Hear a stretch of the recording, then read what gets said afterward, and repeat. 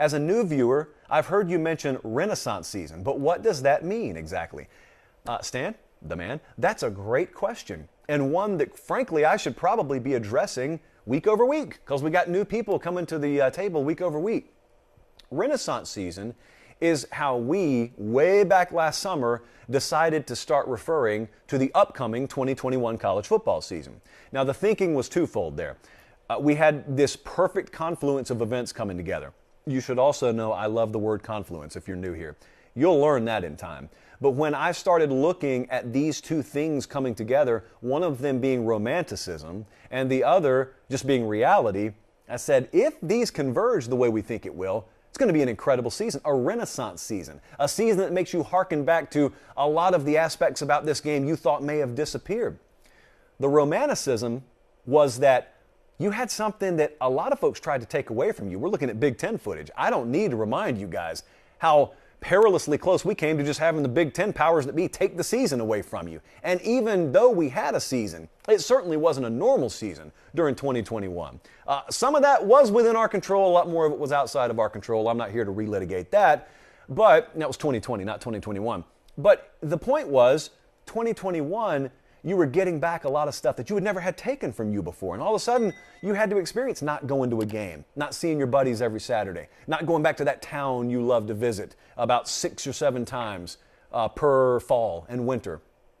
You got to experience full stadiums again. A lot of that had a very Renaissance feel to it, a lot of throwback feel to it. I was on the road 16 weeks in a row. I was in a stadium every week. I can confirm it was that and then some. But then the reality aspect was the COVID senior rule. That thing was huge this past year because all of a sudden it made a lot of guys that previously would not have been able to play another year of college football eligible to play another year of college football. Well, what did that do? I think, and I'll read you some stats that I think confirm this, I thought all along it was going to disproportionately benefit the mid-tier teams. Alabama was going to be Alabama.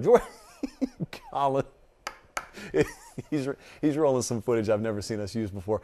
And you saw a lot of upsets, I believe, in large part because of the COVID senior rule. Well, I was looking earlier today, and one of our buddies at CFB Kings on Twitter, I want to give proper credit here, had a whole lot of really interesting stats that I want to present. Because, see, a lot of people said, well, was it a Renaissance season, though? I mean, you talk about Renaissance season, how great it was. All I saw was an all-SEC national championship game. How is that a Renaissance season? Well, it's a Renaissance season because of the word season. That's why on this show, we do not worship the playoff. We love the regular season. Our passion revolves around the regular season, Saturdays in the fall. It'll one day be on a late kick Pate State t-shirt. Not too far down the road from now, by the way.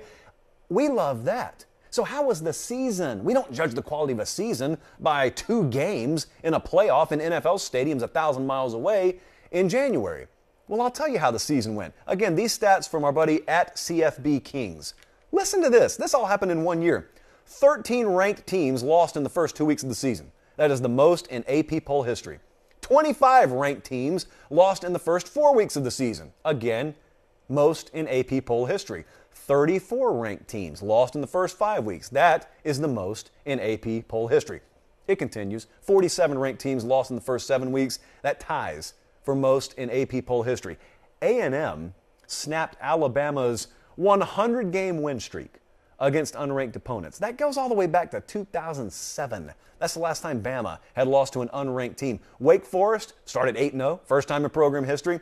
Texas and Oklahoma, a game that I was at, Red River Shootout, they combined for 103 points. That is the highest scoring game in series history. Normally, I don't like those pinball shootout type games that total in the hundreds, but this is the exception. I thought it was the best regular season game and perhaps the best environment, all things considered, that I experienced all year. We had a G5 team make the playoff for the first time in history. They told you it could never happen. We told you keep the faith. Yes, at the end of the day, of all people, we ended up waving the G5 flag on this show. Also, it's hard to remember back this far, but I always believe in this. You go through May and June and July and August, or as you might know it, preview magazine season, and you read and you read and you read, but then everyone forgets what those magazines said by like week 2. Well, don't forget, because it kind of is imperative for me to properly frame just how much of a Renaissance season we had. Clemson was all over those magazines.